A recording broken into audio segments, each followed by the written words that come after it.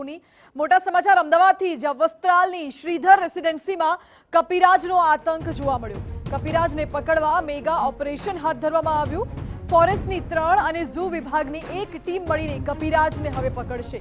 કપિરાજના જીવલેણ હુમલાથી લોકોમાં ડરના કારણે डर फैलायेलो छे, जेना कारणे मोटी कार्यवाही करवामां आवी रही छे। कपिराजना टोळाना आतंकथी लोकोमां फफड़ाट फैलायो छे। अगाउनी घटना बाद अत्यार सुधीमां फॉरेस्टनी टीमे 3 कपिराजने પાંજરે पूर्या छे। तो कपिराजना टोळाथी अने जीवलेण हुमलाथी लोकोमां भयनो माहोल फैलायो। गईकाले 14 वर्षनी दीकरीने कपिराए बचकू भरता लोकोमां भय फैलायो छे।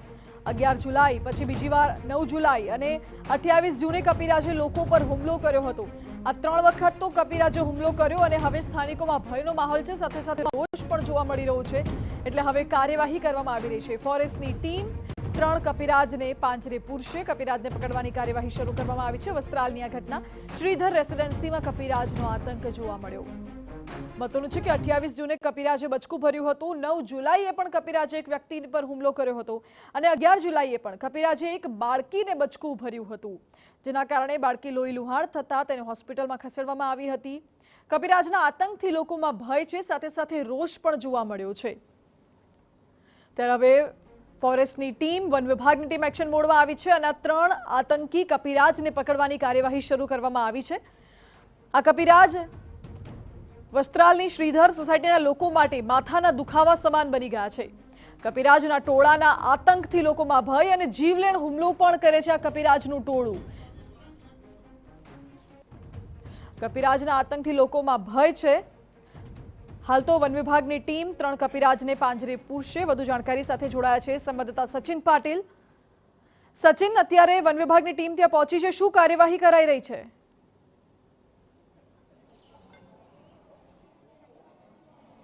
मानसी, जे प्रकारे छेल्ला केटलाक दिवसमां एक पछी एक जे वांदराओनो आतंक वस्त्राल विस्तारमां जोवा मळी रह्यो छे, एना कारणे सौथी सॉफ्ट टार्गेट एक प्रकारे कहेवाय तो सीधा सीधा बाळको छे अने बाळको उपर वधारे हुमलो करे छे आ वांदरानुं टोळुं।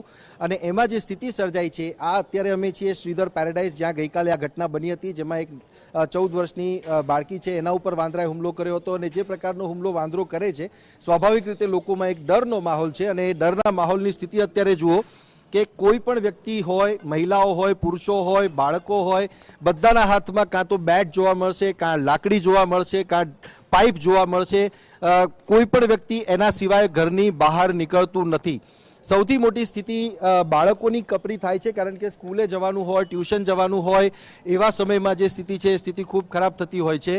કયા પ્રકારની મુશ્કેલી તમારે અહીંયા શ્રીધર રેસિડેન્સીને આસપાસના વિસ્તારોમાં તમને અત્યારે થઈ રહી છે? લાઠી દંડા લઈને ફરવાનું જરૂર કેમ પડે?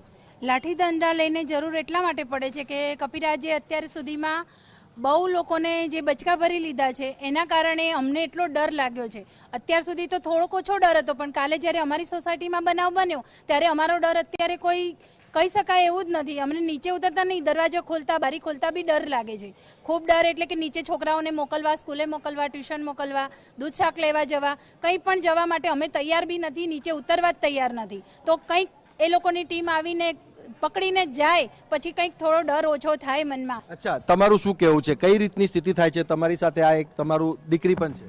हाँ, अमारी आ बाळकीने अमे स्कूले मोकली नथी, केम के अमने एने मोकलता पण डर लागे छे के बचका भरी ले, कोई भाई एक्टिवा लईने जाता होय, पाछळथी आवीने कपिराज बटकू भरी ले, अमने बहु डर लागे छे के आ नानी बाळकीने बहु डर लागे। बोल न्यारा।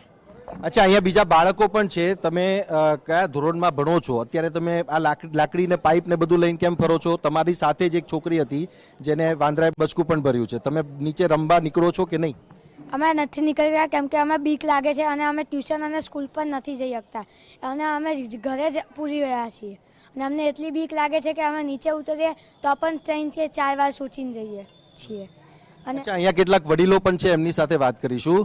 કયા પ્રકારની સ્થિતિ અત્યારે અહીંયા થઈ ગઈ છે અને કેટલો ડર અહીંયા છે?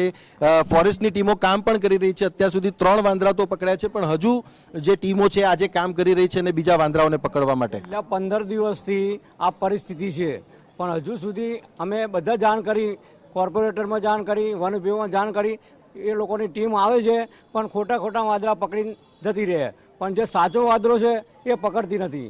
અને અમારે બાળકોને ટ્યુશન મોકલવા હોય કે કોઈને શાક લેવા જવો પણ જઈ શકતા નથી। બાલ્કની પણ અમે ખોલી શકતા નથી. એટલે જલ્દી કોઈ પણ અમે કહીએ એવું કહેવા માગીએ છીએ, જલ્દી ટીમ આવે અને વાંદરાને પકડી જાય. અચ્છા, તમારું શું કહેવું છે? કારણ કે આખા દિવસ દરમિયાનની કામગીરી હોય પછી બધું જ કામ ઘરમાં બેસીને તો ન થાય, એવું થઈ ગયું છે કે હવે વાંદરાઓને કારણે લોકોને ઘરમાં પુરાઈ રહેવું પડે. હા, બસ અમારે એટલું જ કહેવું છે કે સરકારને નમ્ર વિનંતી કે જેટલું બને એટલું જલ્દી આના માટે પગલાં લો, કારણ કે અમારા છોકરાઓની તમે આગળ આવો. કયા રીતની પરિસ્થિતિ? ઘરમાં પુરાઈ રહેવું પડે એવી સ્થિતિ અત્યારે? ઘરમાં પુરાઈ રહેવું પડે છે, બહાર નીકળવા વાંદરો વાંદરો, બસ એ જ આખો દિવસ કે કામ નહીં, આજમી ધંધે નથી જઈ શકતા અને જાય ધંધે તો ઘરની ચિંતા હોય કે ઘરે શું બી ના બની, શું થયું છે, હવે આજમી બી નહીં જઈ શકતા, અમારે બી કંઈ કામ બહાર જવું હોય તો બી શાક વગર ચાલી લેવું, કઠોળ કે દાળ ભાત ગમે તે ઘરે પગલાં લો જલ્દી, અમારી એટલી વિનંતી છે, બીજું કાંઈ વિનંતી. તો માનસિક સ્થિતિ જુઓ, માનસિક રીતે પણ લોકો અહીંયા ખૂબ જે છે એ ડર લોકોમાં દેખાઈ રહ્યો છે. અને આ જે દ્રશ્ય છે એ દ્રશ્ય તમે જોશો તો આ ફક્ત અહીંયા શ્રીધર પેરેડાઇઝના નથી, આસપાસની સોસાયટીમાં પણ આ જ રીતે જે લોકો છે, લોકો લાઠી દંડા વગર ઘરની બહાર નીકળતા નથી. ફોરેસ્ટની ટીમો જે છે એ આજે 3 ટીમો અને સાથે જ સાથે ઝૂ વિભાગની એક ટીમ જે છે આ સમગ્ર વિસ્તારમાં હવે એક ઓપરેશન, અત્યારે મેગા ઓપરેશન ચલાવ્યું છે કે જે વાંદરાઓનો આતંક છે અને જે વાંદરાઓ હુમલા કરી રહ્યા છે એ વાંદરાઓને સૌથી પહેલા તો પાંજરે પૂરવામાં આવે તો આ જે સ્થિતિ છે એ સ્થિતિ ઉપર કંટ્રોલ મેળવી શકાય. પરંતુ એના માટે હજી બને તો વધારે ટીમો લગાવીને પણ ફોરેસ્ટ વિભાગ જો આ આતંકમાંથી જો લોકોને મુક્તિ અપાવે તો આ જે સ્થિતિ છે એ સ્થિતિ સામાન્ય થઈ શકે. કારણ કે બાળકોમાં પણ ડર છે, મહિલાઓમાં પણ ડર છે અને નોકરી ધંધે જનારા જે પુરુષો છે એમનામાં પણ ડર છે કે ભાઈ રાત્રે જે દિવસ દરમિયાન જે સ્થિતિ છે એ સ્થિતિ કેટલી ભયાવહ હોઈ શકે છે જે પ્રકારના હુમલા આ વાંદરાઓ દ્વારા કરવામાં આવે છે. જી સચિન, આભાર આપનો. એટલે વસ્ત્રાલની શ્રીધર સોસાયટી જ નહીં, આસપાસની જે સોસાયટી છે ત્યાં પણ કપિરાજનો આતંક જોવા મળે છે. આ સીસીટીવી દ્રશ્યો પણ જુઓ, એક્સક્લુઝિવ દ્રશ્યો TV9 ઉપર આપને દેખાડી રહ્યા છે, કારણ કે સમસ્યા મોટી છે. સ્થાનિકો મોટી સંખ્યામાં એકઠા થયા છે. સ્થાનિકો ઘરની બહાર નીકળે તો પણ બેટ, લાકડી કાં તો હોકી સ્ટિક લઈને નીકળે છે કે કોઈ કપિરાજ તેમના ઉપર કે તેમના બાળકો ઉપર હુમલો ના કરી દે.